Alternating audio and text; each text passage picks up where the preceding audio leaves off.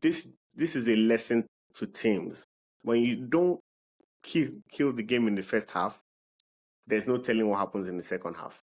They could have killed that game, and we've Yeah. seen a lot of games like that this season. We've seen Brighton do the same thing to City earlier on this season. You know, there were 2 goals up in the first half. He made 3 or 4 changes, and second half completely different Brighton team. So you Right. have to take your chances when you have it. Finish the team, kill them off in the first half, so that in the second half, whatever happens, you know, you still have a chance of collecting your 3 points.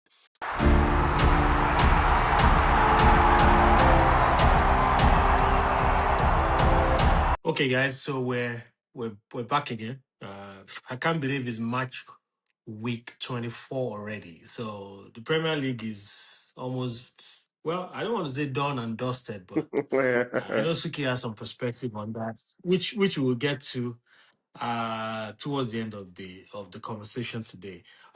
So another interesting weekend. I It's good to start with United. United, they look these days like a completely different team.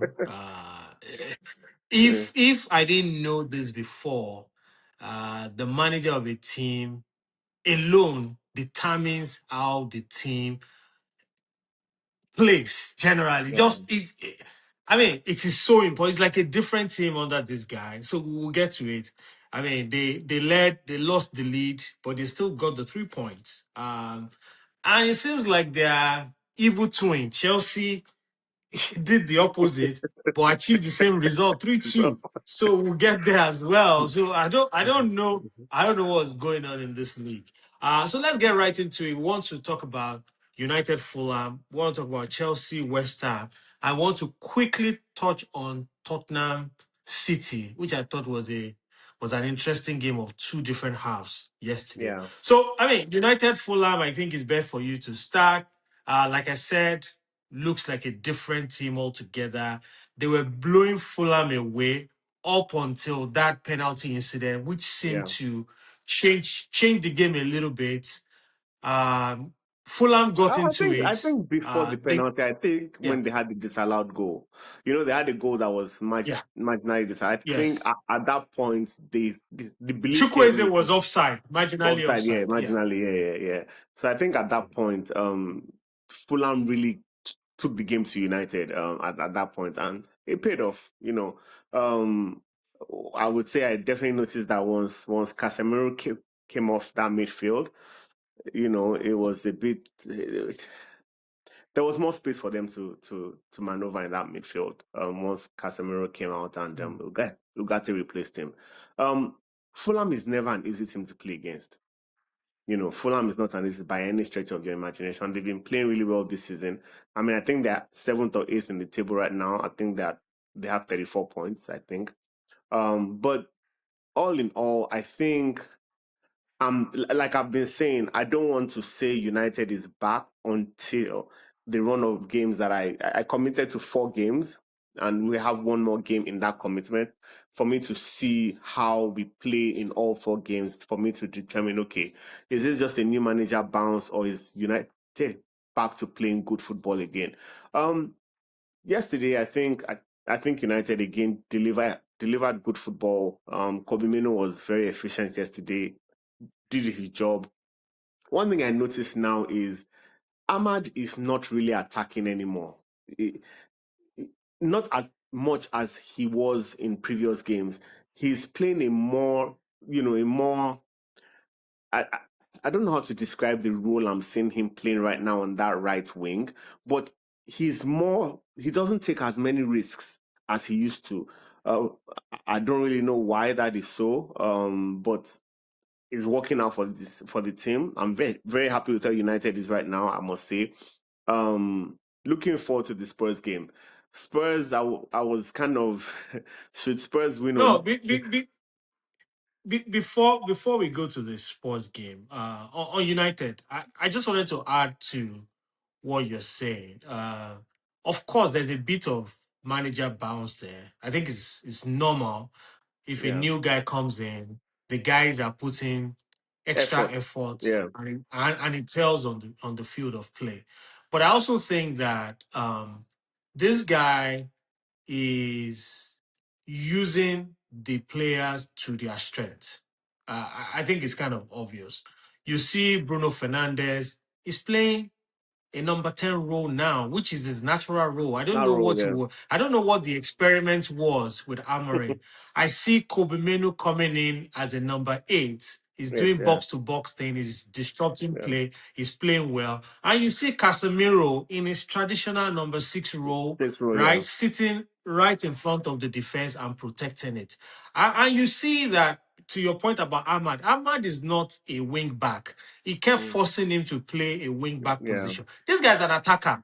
He's a yeah. winger. He's an attacker. He wants to take on players. He doesn't want to be saddled with half of his brain thinking, I must do my I defensive must role go all the back, time. yeah.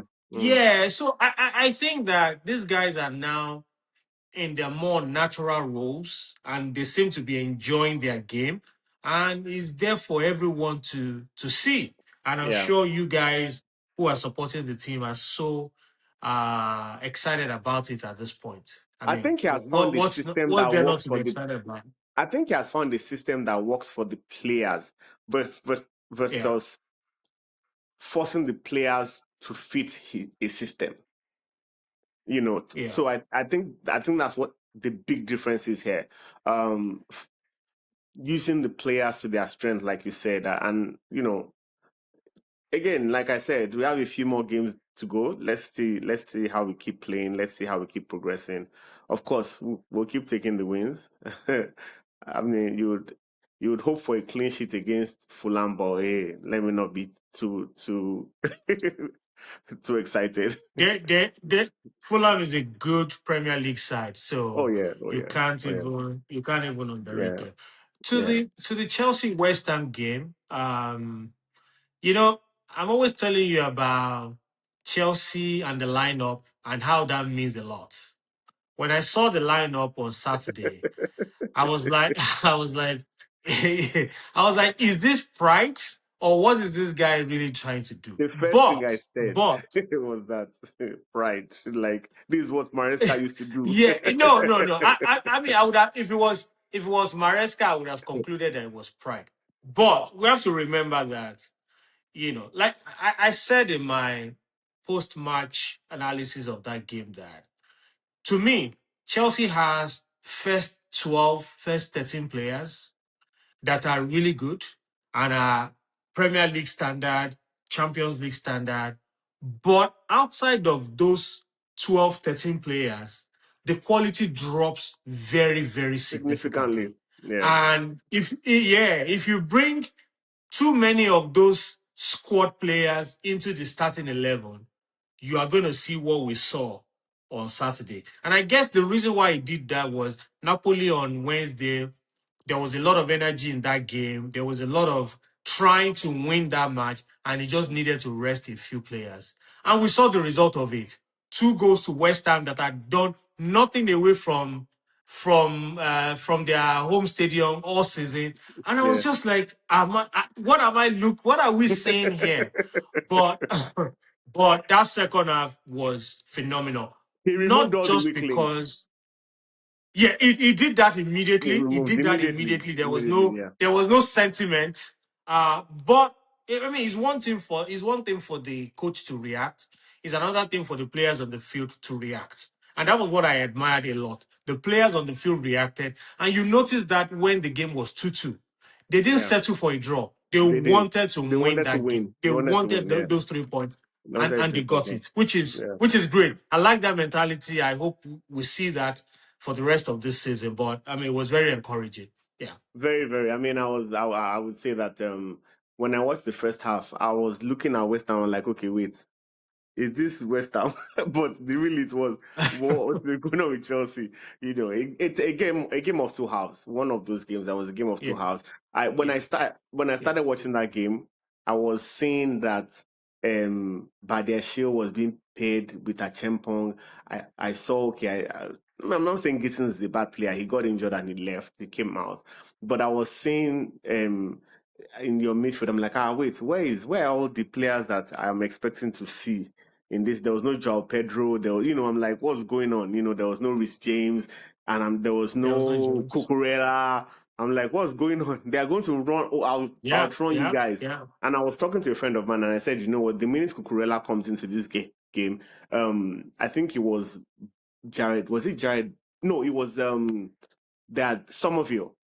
I'm like, Somerville's run is going to come to an end, It's and that's done. exactly what It's happened. done. Yeah, it's done. Yeah, That's exactly what, it was you know. done. So and that was exactly what happened. So I'm like, of course, he did say the manager did say that he had to rest the players, and he also said that he's not perfect at this. He's also learning. So hey, he got the Yeah, results, and yeah, that's all that yeah, matters. So yeah, yeah. Absolutely. And then we saw. I don't want to call it a thriller. I don't even know how to describe the Tottenham City game. The first time City was cruising, it could have been 5-0, honestly. They had so much ball possession. It was almost as if they were playing against a League One team. Spurs was not at it at all. There was nothing in that midfield. Even at the back, they were shaky. Um, you know, Rodri was running them ragged. I've not seen Rodri play that well this season. It was like I yeah, was like, oh, this is Rodri. This is Rodri of that old year that they of won old, Champions League. Like he yeah, was breaking play. He was playing the others like you guys are amateurs. I was like, wow. And they were two goals up. To me, I thought it was done and dusted. But then I don't know what Thomas Frank said in the second half. It was like a different Tottenham team. same, They just started taking it. They just started taking it to City, and kudos to Dominic Solanke. He was out for 240 days yeah, from the team, and he came in and it looked really sharp. really It sharp, looked yeah, like something that something you don't it looked like often see, something that yeah, it looks like something that they've missed for a really yeah, long for a time, long right? time, yeah. And he got a brace, and you know, I mean, it could have gone either way because City also came back towards the end of the game.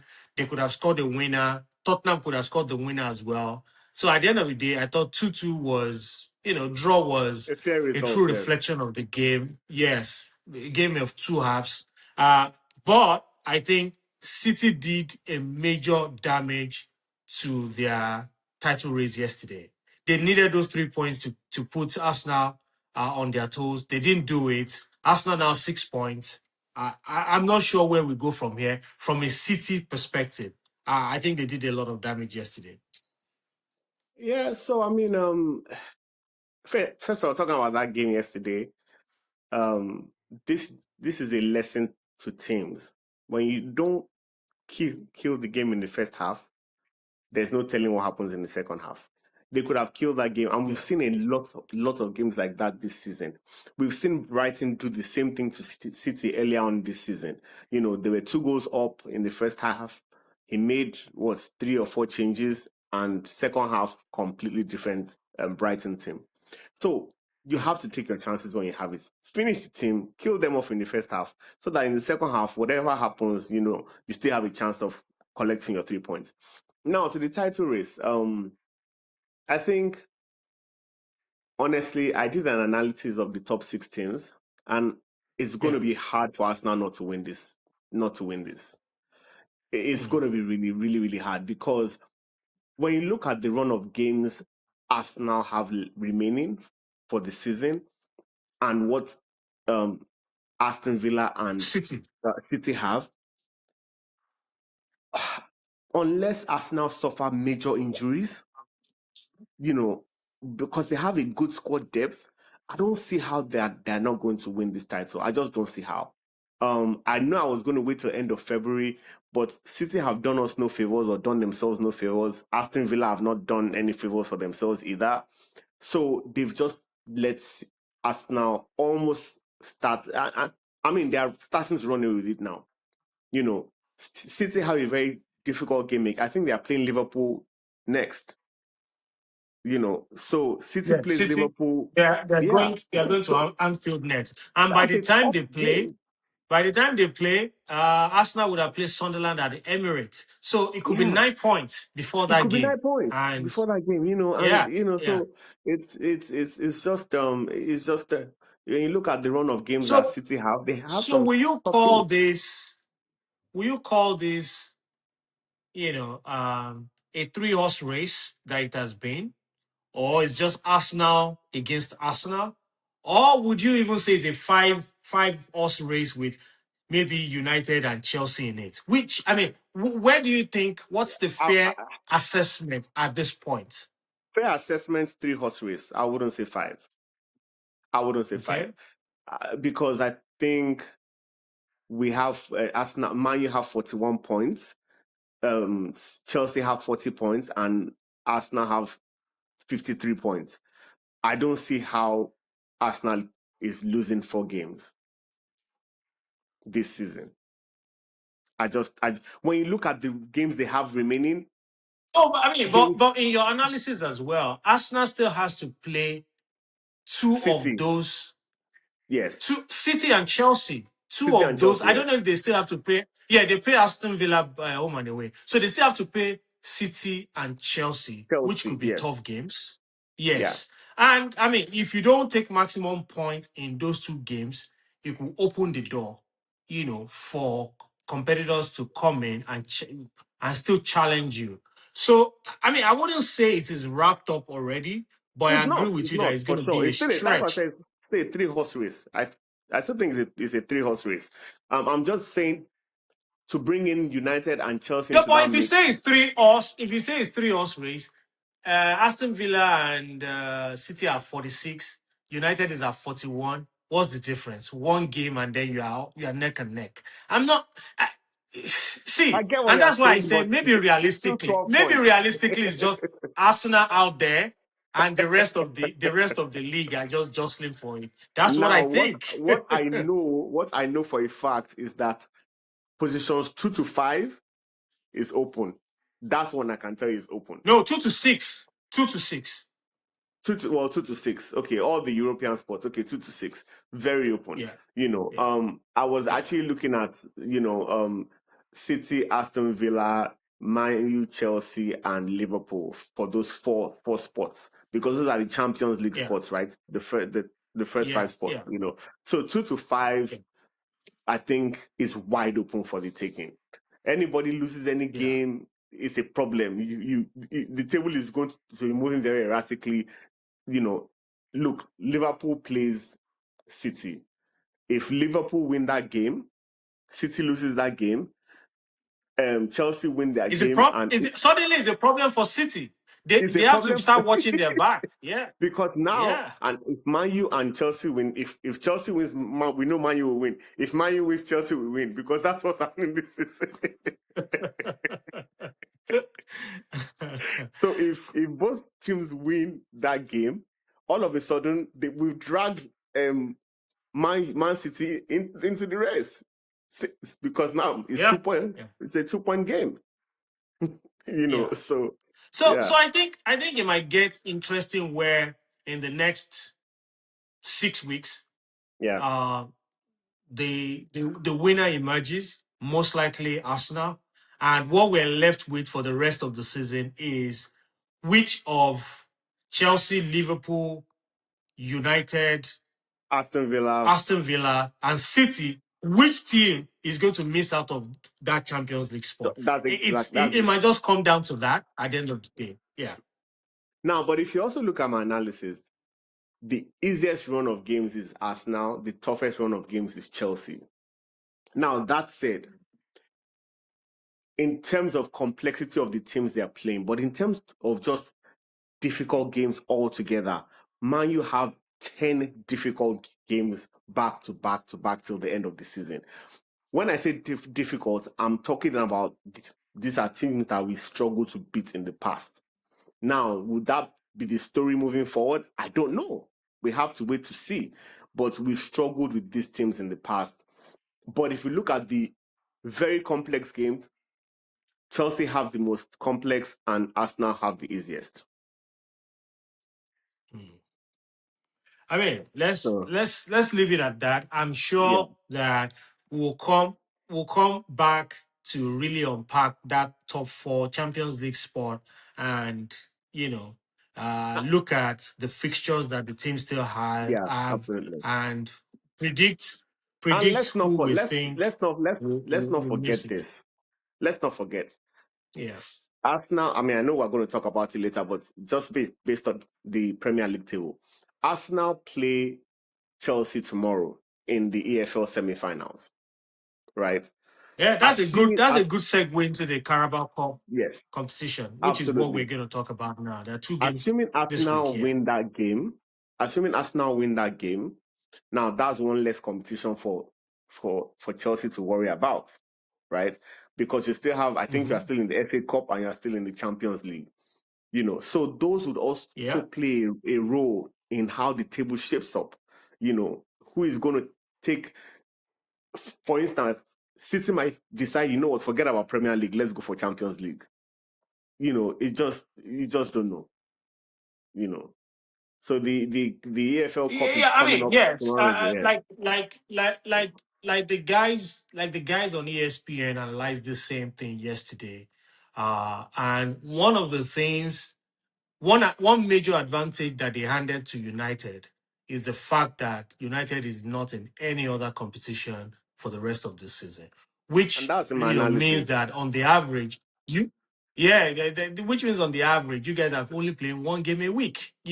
Absolutely, Sometimes when there are no game. midweek games in the Premier League, that's when they Yeah, say, yeah. So that's a huge advantage to United, and I expect that with the change in management, I expect Michael Carrick to be able to take full advantage full of that advantage of that. Yeah, from a absolutely. United's perspective. But I also worry a bit for Aston Villa because if they lose a number of games, and with the fact that they're still very competitive in Europa, they were Yeah, second in the Europa League table in the league. group Yeah, stages. They yeah, did really yeah. well. I'm sure Unai Emery wants to win that competition. If he goes all in on Europa, that may affect their performance in the Premier League, and it may get It to a will. point in April where they may be completely out of the top four. I mean, this is what happened to them last Absolutely, season, where on the absolutely. very last day was when they missed out of Champions League. So Yeah. still a lot of permutation and combination to I mean, happen. It's a long Aston Villa way. still have to It's play. fascinating. Aston Villa still have to play Chelsea. They have to play Manchester United. They have to play Liverpool. They have to play Manchester City, and they're going to play Spurs and Fulham. Those are not easy games. That's you that. know, That's tough. That's tough. Those are not easy games by any those are stretch. not easy games at all. So Let's it's let's going to look at be the Carabao interesting. Cup. Um, let's look at Carabao Cup very quickly. I mean, there's Yeah, Arsenal Chelsea, like you mentioned yesterday. I think Chelsea already gave that away by losing at Stamford Bridge a couple of weeks ago. Uh, I mean, obviously, all that is required is for Chelsea to win 1-0, and then things can go to extra time and extra penalties. time. Who knows? Yeah, But I mean, Arsenal is playing at home. They want to win something desperately. I think the best. My mind tells me that will probably be a draw, and Arsenal goes to the final of the Carabao Cup. The other game is very similar. Newcastle lost at home 2-0 to City. I mean, that means you've handed that fixture to them. I think they'll do the business at home as well. And I don't see how Newcastle turns this around. So I would say Carabao Cup final, honestly, except something major Arsenal happens this City. week. I think it's going to be Arsenal versus City. Yes. And for me, whilst I agree with you, but we've seen this season that things don't always pan out the way we expect them to pan out. For instance, until United played Arsenal, and this is United that everybody has written off, Arsenal hadn't lost any game at home this season. You know what I mean? Yeah. So, and we know one thing about the Premier League, teams get inspiration from other teams. They've seen that, okay, it is possible to beat Arsenal at home. So Chelsea will go for it. I see Chelsea going for it. You know what I mean?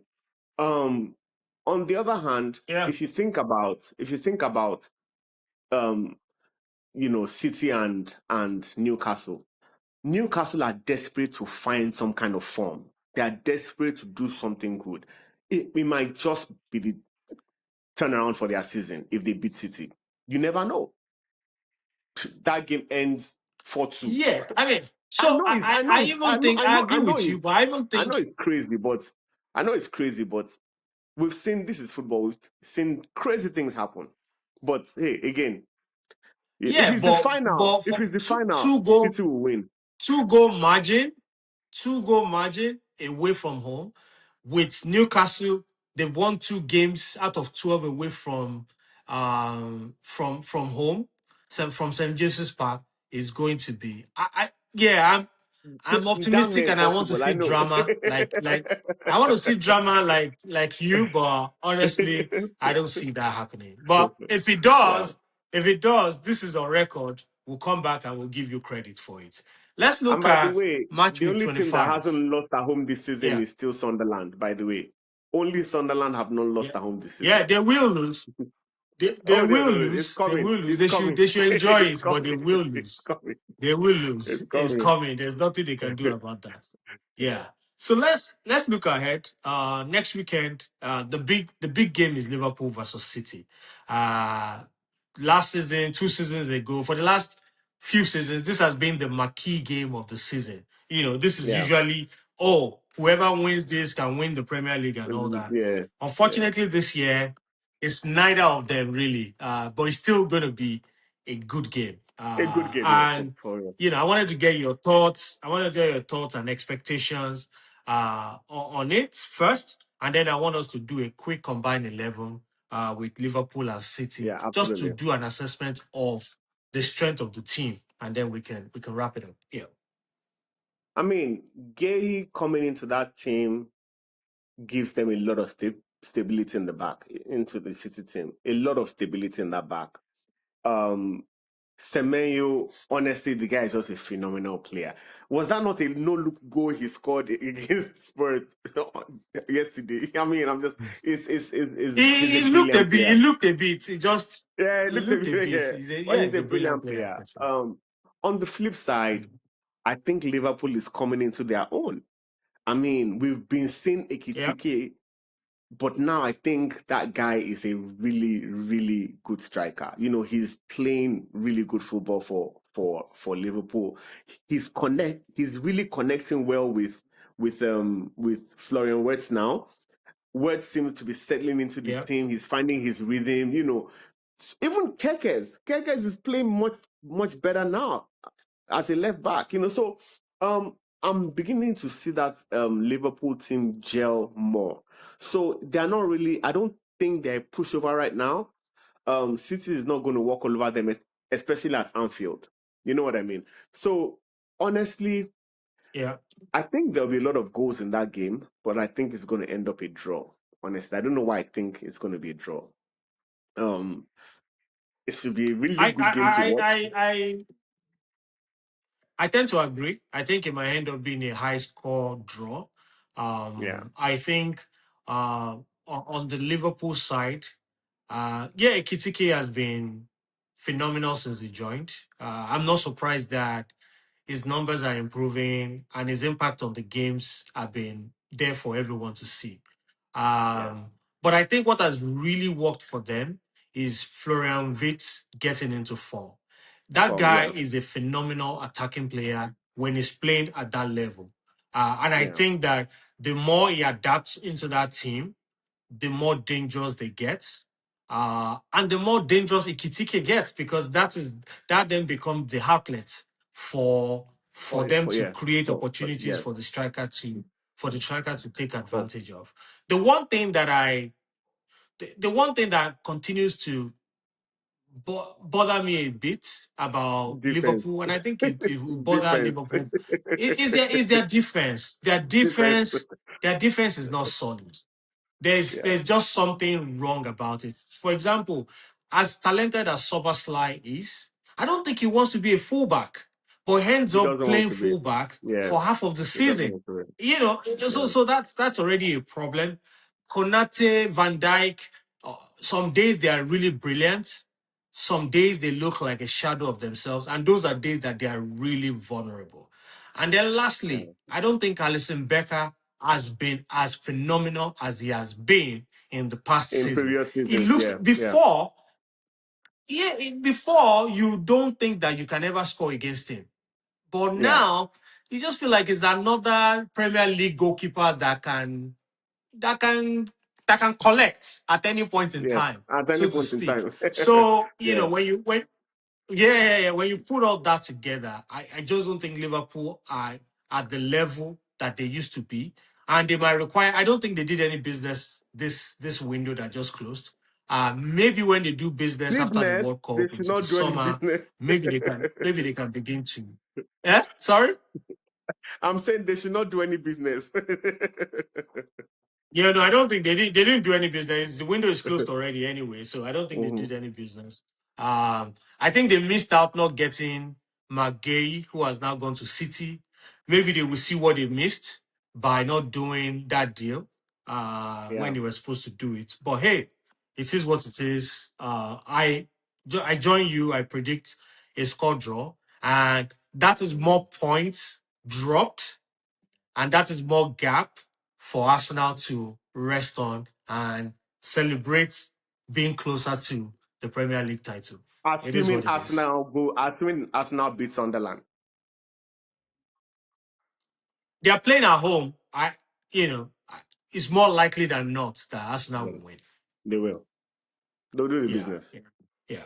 All right, let's do this combined 11. I will let you do it, and let's see where you think these two teams are.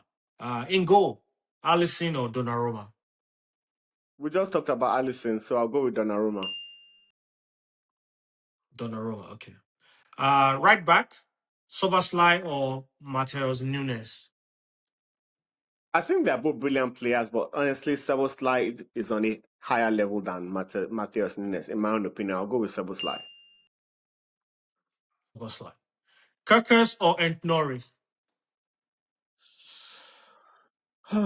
Kekes is beginning to play much better. I'll go with Aitnori for this one. Entnori, okay. Van Yeah. Dijk or McGay? Magay. Van Dijk, I think his age is beginning to tell in his performances. We can see week in, week out that his decision making has not been. So I'll go with Gay. Gay is still sharp, and I'll go with Gay any day. Okay. Center back, the second part of center back, Konate or Kusanov? So to be honest, Kusanov has been playing much better recently. But Konate put in a phenomenal performance in his last game. I heard he lost, I think, a Yeah, family member or something like yeah. that, which is why I was crying, and I our think he lost his condolences, dad. Yeah, there are condolences to yeah, him yeah. He and to lost the his rest of dad. his Yeah, family. Um, yeah. but that performance he put in was a phenomenal performance. But I will have to go with Kusanov He even because scored. Kusanov he scored, yeah, he even scored, yeah, and yeah, he even scored. Yeah. I, yeah, I don't. This is tough one, but I'll go with Kusanov for this one. Kusanov, okay. Um, Defensive midfield, Gravenberg or Rodri? Ah, grab a mark of Rodri. Rodri. Rodri. Rodri, okay, okay. Yeah, Attacking midfield, Wit or Checky? this is the hardest one.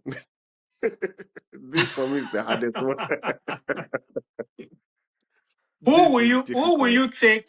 Think of it this This is way: who difficult. will you take at United if you have to pick one of them? I'll take Florian Wirtz. Wow, wow! I'm surprised because Checky And is I'll in the tell you form why. of his life. But Yeah, yeah, because Florian Wirtz hasn't gotten there yet. When he gets there, oh my goodness. Oh my goodness. but he may He's not get there. Well, why he don't you pick will, he on will. current form? He may not get there. He will. And you remember that these are my two McAllister enemies or we're talking Bernard? about. Yeah, I know, I I'll, know. I'll go with McAllister or McAllister. Bernardo Silva? I'll go with McAllister. McAllister. Wow. Surprise, surprise. Salah or Semeyo? Semenyo. Yeah. Yeah. I thought so. I thought you would pick Semeyo. Gakpo or Foden? Gakpo for now. On form, Gakpo. Foden has not really been. Yeah, Gakpo. And finally, I think this is a tough one as well. Ekitike or Haaland? Mm, mm, mm, mm, mm, mm, mm. On current form, Ekitike. On current form. On current Okay. form. All right, guys. All right, guys. It's been fun. Premier League is Absolutely. fun. Let's wrap this up. We can't. I don't think we should have this episode happening at this time and not talk about Ademola Lookman's move Yeah, from to Atalanta to Atletico. Atletico Madrid. I think it's been confirmed now. Yeah, I think Yes, Atletico Madrid has announced, and yes. they're even preparing him to play in the Copa del Rey match this week. How? So, two quick questions. How would you assess Lookman's legacy at Atlanta and so far in his career? And then, secondly, what do you think his impact is going to be at Atletico Madrid? Do you think he's going to fit into that team and get going immediately? I think in terms of, Atalanta, personally, I would have preferred if he left a season or two ago, where when he was still he was revered in Atalanta. You know what I mean? But still, he was still playing for them. He was still one of their best players, to be honest. So I mean, we've seen this happen a lot of times. But left to me, if I'm Ademola Lookman, I did my best. I gave them what they deserved. Chapter closed. I'm moving on to my future. In terms of Atletico Madrid, I think he'll fit into Atletico Madrid. He's a very, very good attacking player, coming especially from the wing. I think I think it's a good buy, and I'm very happy that he went to a club like Atletico Madrid. I really am happy about that. And I hope he really goes on to do well. I really hope he goes on to do well because he deserves it. He's a very cool-headed, calm player. He doesn't get involved in all the mess. He goes about his business. And I think he's handled his career pretty well so far. He's not one of those people that I would Yeah. say when the going was tough, he didn't bow out. He kept his cool, kept his calm, and it has paid him off. Now he's in Atletico Madrid, so I'm happy for him. I think it's a very good transfer. I'm glad Atletico hijacked that transfer. I'm actually Yeah, glad they because it hijacked that was it transfer. was headed to Turkey. Yeah, it Yeah, was he headed was. to Yeah. Turkey, it was headed to Fenerbahce or Fenerbahce, something but they like hijacked it. Fenerbahce. Yeah, I yeah, think, yeah, Fenerbahce. Yeah, I agree with you. I think his legacy at Atlanta, and I think his football legacy generally will be that hat yeah, trick that he scored in the Europa League final. I think that, I mean, yeah. not many players are going to achieve that, are going That to have that ever, kind of night or that kind of, ever. yeah, ever. So Yeah. I think from that point of view, it doesn't matter that he had this problem with Mm-hmm. Atlanta after that. Atlanta. That legacy, that particular match would never leave the books of Atlanta. So he's written that. I think he's written his name in gold, and I think he has made a good Has moved decision on. going to a very good Big team. club. Diego Simeone is Yeah. a very good coach. I think he will find the best use for him, especially on the wings, like you said. The way he sets up his team, he's always finding a role for a creative player to do well. I remember the match we Absolutely. saw. Atletico Madrid, Barcelona were there a couple of years Barcelona. Yeah, ago. yeah. It was good to see how Diego Simone set up his team, and so I expect Ademola Lookman to fit into that team, and definitely wish him the best. anybody that plays for the Super Eagles, I'm rooting for them, and I'm sure you are too. Oh yeah, It's just absolutely. unfortunate again that you know this World Cup we're not going to feature in it, but it is what it is. We'll continue to watch it It is what it regardless. is. So guys, that's it for us. That's it for us this week. Match week 25 is around the corner. We'll be back again next week to break it all down. Until then, I mean, keep watching the episodes. Suki, thanks again All right, for being take care. here. Have a nice one. Yeah. All right. Yeah, bye guys. Yeah.